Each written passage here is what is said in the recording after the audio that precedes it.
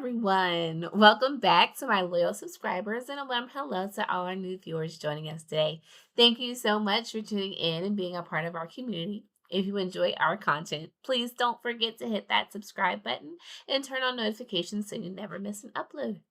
All right, guys, if you don't know who I am Dr. Jasmine, a naturopathic doctor and a nutritionist, and it's my pleasure to share with you what I know and continue to learn about all things natural holistic health.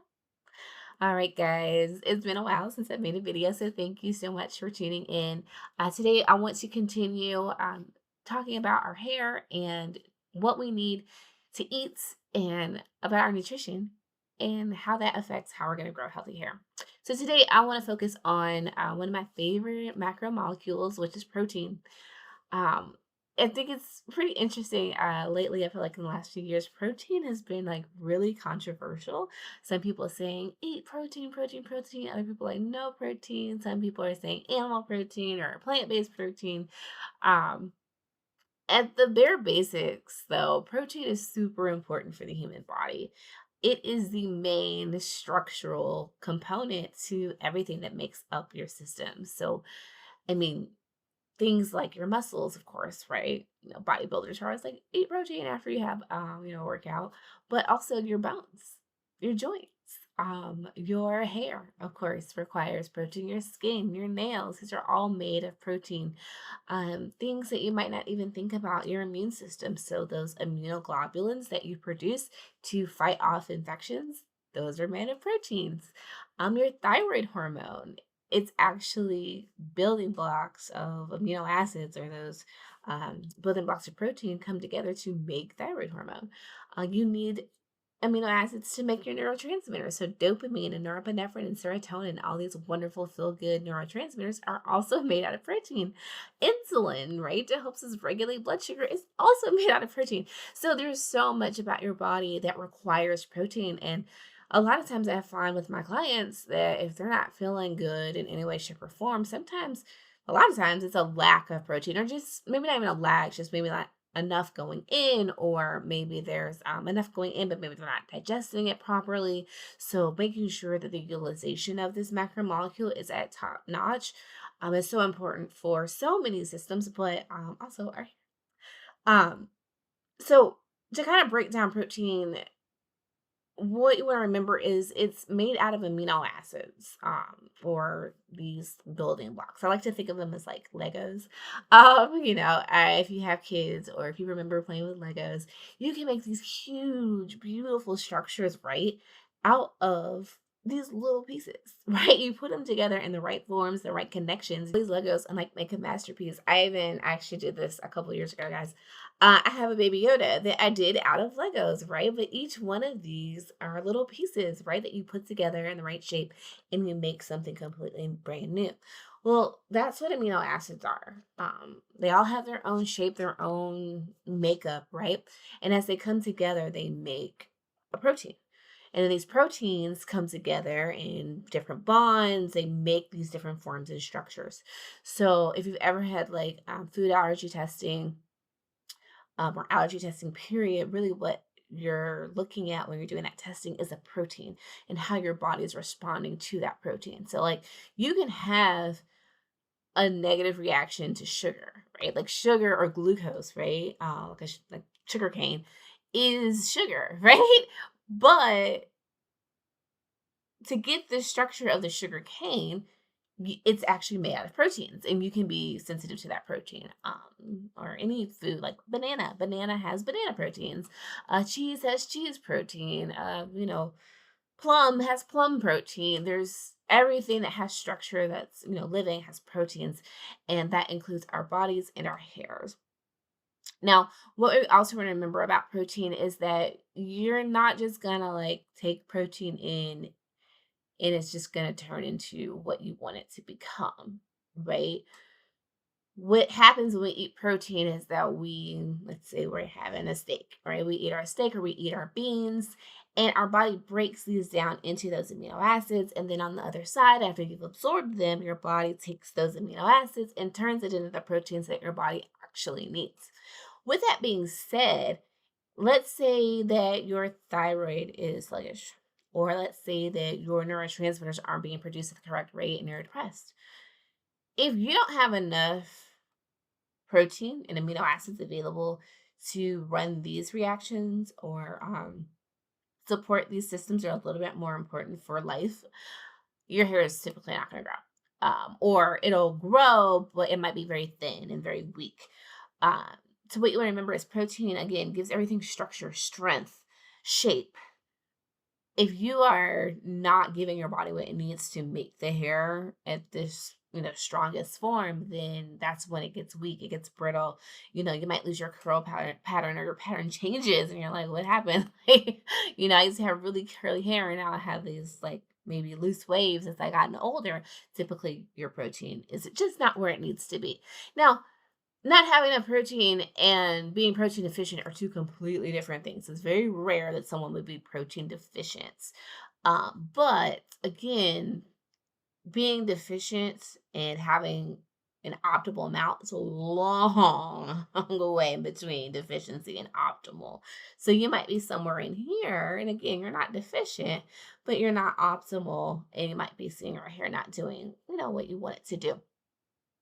Now, I do want to make a note about collagen. Collagen is just a protein. Okay, it's not anything different, it's just a very specific protein. It's made out of amino acids and it's required for your bones, your joints, hair, skin, nails, and even our gut barrier has some collagen there. So that's why you hear, stars and like social media influencers and people talking about take collagen, so wonderful. One thing I do like to remind people again, it's not actually collagen. You're getting the peptides of collagen. So, those building blocks, those amino acids, that's what you're intaking. And it's really helpful because those amino acids are going to, again, get absorbed. And then your body can help turn those into like keratin. So, keratin's needed to help make the actual like hair strand. Collagen's really great for the follicle itself, keeping that structure which is essential to help you make the collagen. So, or excuse me, it's essential to help you make the keratin to make the hair strand. So, collagen, adding that to your regimen, to your diet, can be really nice for a couple of reasons. One, of course, it's going to help you make that hair, but two, it's usually, if you're finding the right ones, it's going to be an absorbable form. A really good way to find or kind of determine if the collagen you have is good is if you add it to like your coffee or your tea or your water or whatever, and it mixes very quickly. It's not clumping. That usually tells me it's a good absorbable form. Marine collagen being one of the best absorbed. So if you can go for the marine, I would go for that. Um, some of the amino acids, like if you're like, well, maybe I just want to get it from food, or if you're vegan or vegetarian and you don't want to do like animal collagen, since collagen is only animal based, you would need to try to get some of these amino acids from plants. So, amino acids are going to be arginine. This one helps with cell regeneration. Glycine.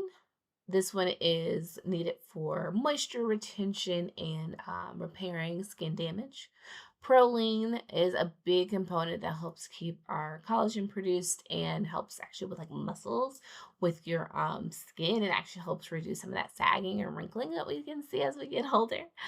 Lysine, this is also needed for the production of collagen. And then methionine and alanine, these are essential as well in that recipe, if you will, for collagen. So something that I kind of said that I want to make sure I don't skip over is aging. Aging is a huge part of our need for collagen. So especially us ladies, right? As we get older, we start going through menopause.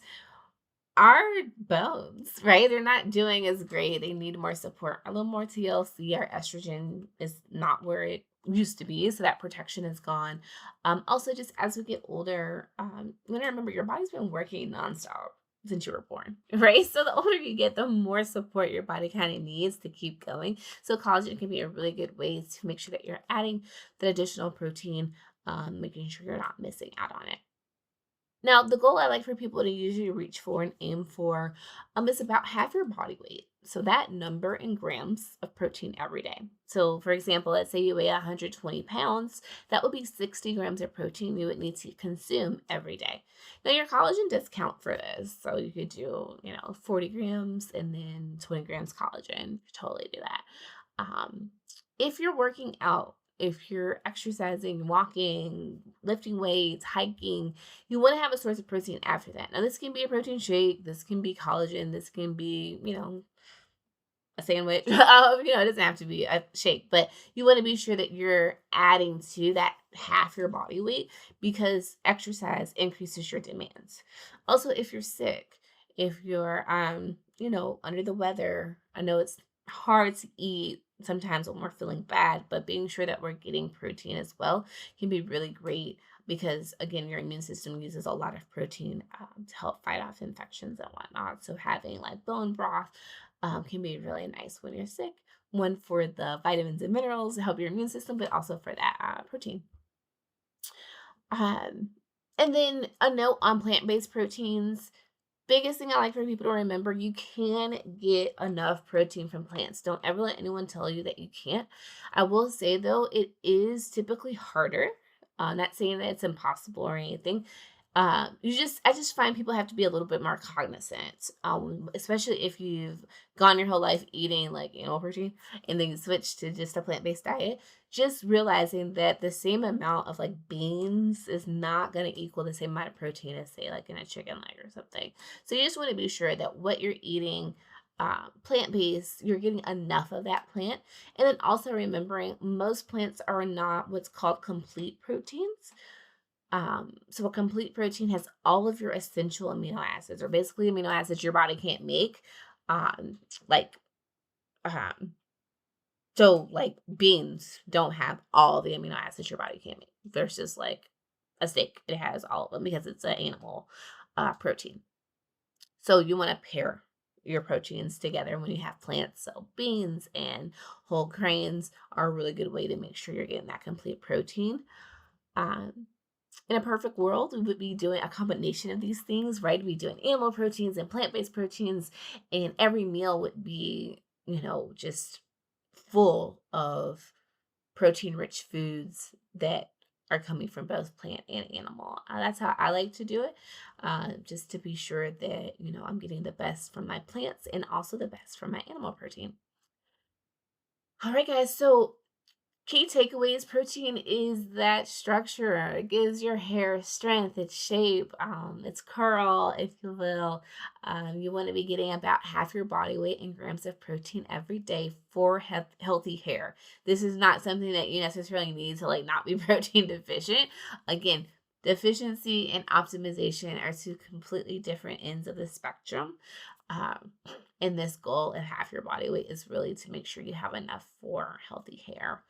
Um, yeah, guys, if you have any questions, definitely leave them in the comments. If you have like your favorite plant-based proteins or protein shakes or powders that you're using, definitely leave them in the comments. I'm always interested to see what we're using um, out here because there's so many options, right? We need to figure out what are the best. So leave your comments. I love responding to you guys. If you have a question and you're like, Dr. Jazz, I don't want to ask this online. Totally feel free to email me at askdrjazz@gmail.com. It's completely free.